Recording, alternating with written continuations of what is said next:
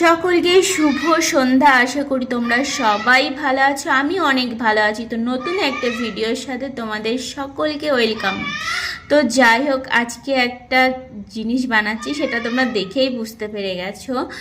যেহেতু সন্ধেবেলা, শীতকাল হলেই মনে হয় যে একটু কিছু খাই, তো আমারও মনে হচ্ছিল যে আজকে একটু চাউমিন বানাই। অনেকদিন ধরে ইচ্ছা হচ্ছিল, তো যাই হোক আমি বানাচ্ছিলাম না কুড়েমি করে, ঠিক আছে। তো আজকে কিন্তু সব কিছু গুছিয়ে নিয়েছি বানানোর জন্য। আর দেখলে ফার্স্টে আমি গাজরটা কেটে নিয়েছি, বাঁধাকপি গুছিয়ে নিয়েছি ক্যাপসিকাম, আর এই যে এখানে নিয়ে নিয়েছি পেঁয়াজ, রসুন, লঙ্কা, আদা।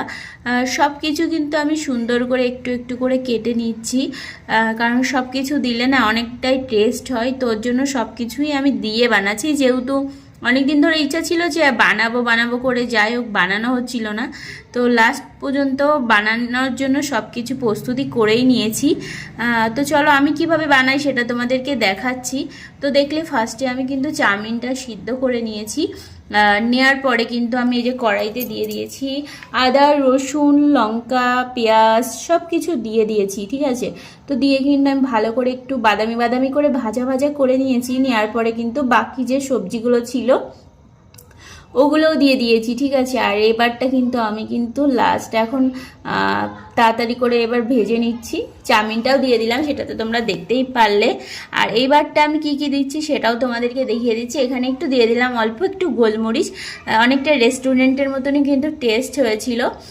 তো যেহেতু আমি ঘরে বানালাম, তো হয়তো কিছুটা হলেও হয়েছে, ঠিক আছে। তো আমি একটু গোলমরিচ গুঁড়ো দিয়ে দিয়েছি।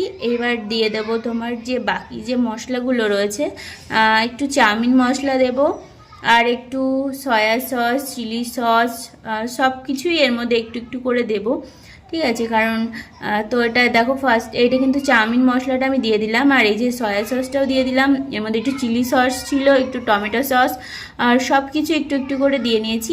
আর লাস্ট কিন্তু যেটা হলো, আমি কিন্তু দুটো ডিম ভাজা করে দিয়েছি। ফার্স্টে আমি দিয়েছিলাম না, লাস্টে এটা ভাজা করে ডিম মিশিয়ে নিয়েছি। তো কেমন হয়েছে কালারটা কিন্তু বলো, ঠিক আছে। তোমরা আবার অনেকেই কমেন্ট করো যে কালার হয় না, বাট কালারের জন্য আমি কিন্তু অ্যাকচুয়ালি রান্নাটা করি না, ঠিক আছে। তো আমার কিন্তু মোটামুটি চাউমিনটা কমপ্লিট হয়ে গেছে। আর সত্যি কথা বলতে অনেকটা টেস্ট হয়েছিল, সেটা আমার দেখেই বুঝতে পারছো। কালারটাও সুন্দর হয়েছে, আর খেতেও কিন্তু অনেক অনেক টেস্ট হয়েছিল।